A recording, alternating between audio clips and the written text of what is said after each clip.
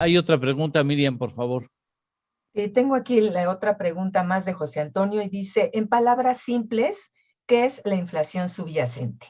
Y ahí se me cortó porque también tenía otra pregunta, pero bueno, la única Ahorita que se igual alcanza a llega. A leer ver, es ¿qué es la esa. inflación subyacente? Lo que Así, hace en Banco de palabras simples. México, Banco de México tiene un índice de precios y de ese índice de precios quita componentes muy volátiles que son precios de productos agrícolas y agropecuarios, pero también precios que son administrados por el gobierno, como son los energéticos, gasolina, electricidad. Y entonces los quita porque esos componentes no siguen un comportamiento por la oferta y demanda de mercancías o de mercado. Y se considera que esa es el indicador de cómo se está comportando el mercado en general. O sea, será la más fiel a seguir. Sí, en Estados Unidos se le llama core, en México le llamamos subyacente, y trata como de capturar, por decirlo de alguna manera coloquial, la esencia del comportamiento de los precios por el mercado. O sea, la no subyacente excluye del cálculo los elementos volátiles. Sí, o de precios administrados. Ok. Los que no se manejan por la oferta y la demanda, sino finalmente por otro tipo de factores. ¿Es correcto? Es correcto. No, habría que corregirle a Pablo que no es el Banco de México el del índice, sino es que ahora es el INEGI, ¿no? Perdón, me quedé con la inercia del pasado. Se va a enojar la doctora Márquez.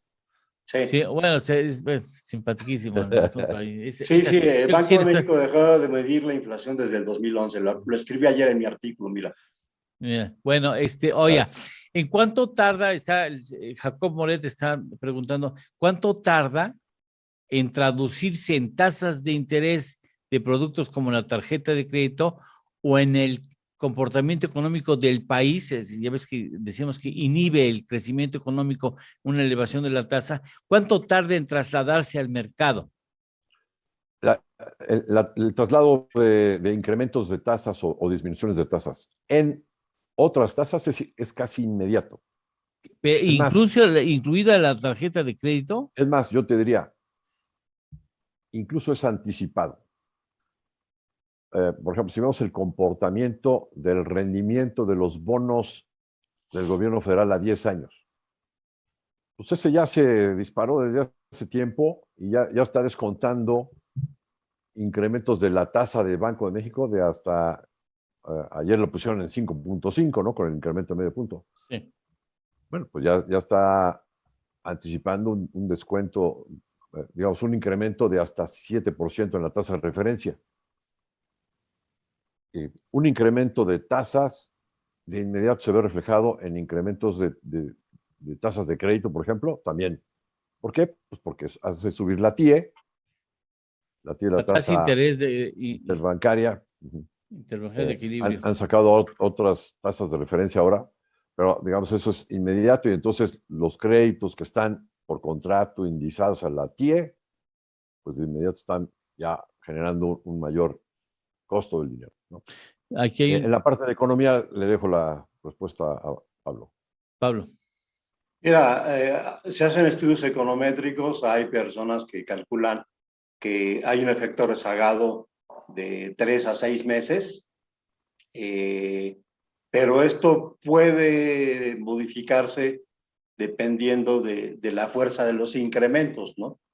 Pues por eso el Fondo Monetario Internacional decía que había que ser muy moderados con los incrementos, ¿no?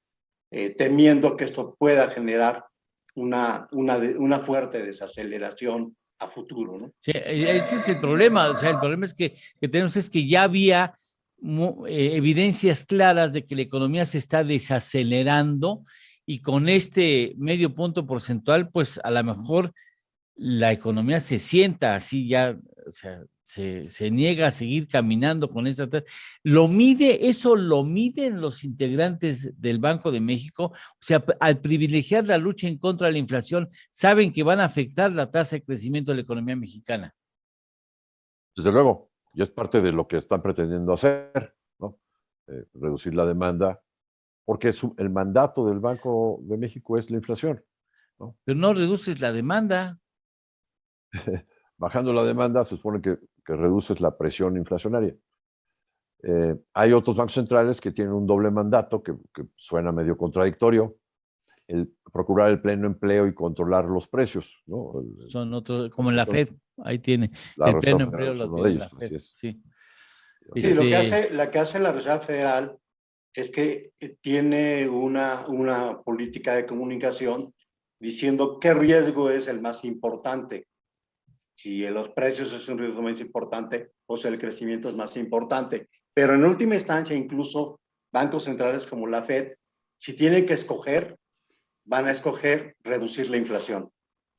Pues sí, es el objetivo central. Una pregunta que tiene el señor Eduardo Torreblanca. A ver, eh, ¿en cuánto tiempo nos podríamos dar cuenta si surtió efecto el incremento de medio punto porcentual? O sea, en un mes, 2 meses, el ver si el medio punto porcentual efectivamente inhibió la inflación. Bueno, lo primero que puedes ver es ese efecto de la tasa sobre el crecimiento económico, sobre la inversión también, ¿no? ¿Cuál? Y quizás veas primero el efecto en la inversión, ¿no? Lo que es inversión fija bruta. ¿Pero cuál inversión? No, yo estoy hablando de Estados Unidos. Perdón.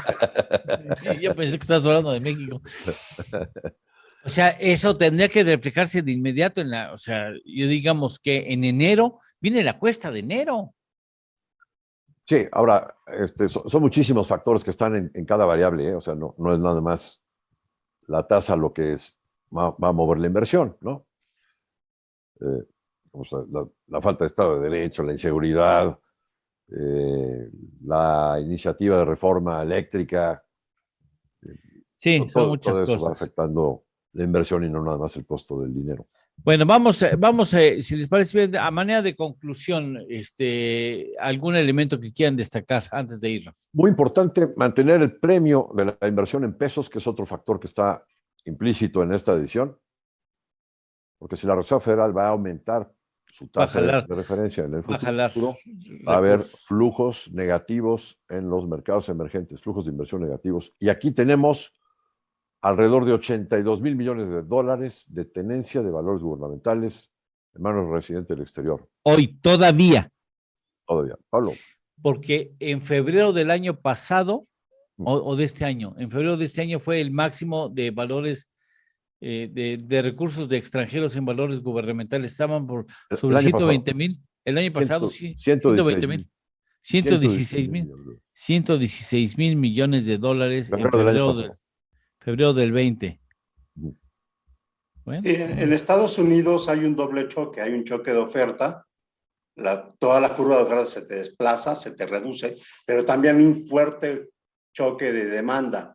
La curva de demanda se te desplaza fuertemente a la derecha por un incremento muy fuerte de los ingresos de las familias.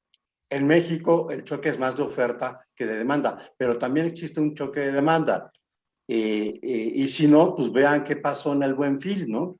Había un gran consumo de los hogares que evidentemente salieron a comprar y muchas de esas compras se hicieron a crédito, ¿no? Entonces, el que diga que no hay demanda en México, bueno, pues es que no se da la vuelta por los centros comerciales o no checa las operaciones que se hacen en línea de compras que han sido muy abundantes, ¿no? Pues les agradezco de manera muy especial que hayan ayudado a que entendamos un poco más sobre este asunto del incremento en la tasa de interés, lo que procura y lo que puede causar en la economía mexicana. Pablo, muchas gracias por estar con nosotros. No, al contrario. Muchas gracias, Ernesto. Gracias a ustedes. Saludo de nuevo, Pablo. Buen fin de semana a todos. Saludos, Ernesto, y buen fin. Cuídense mucho, gracias. Hacemos una pausa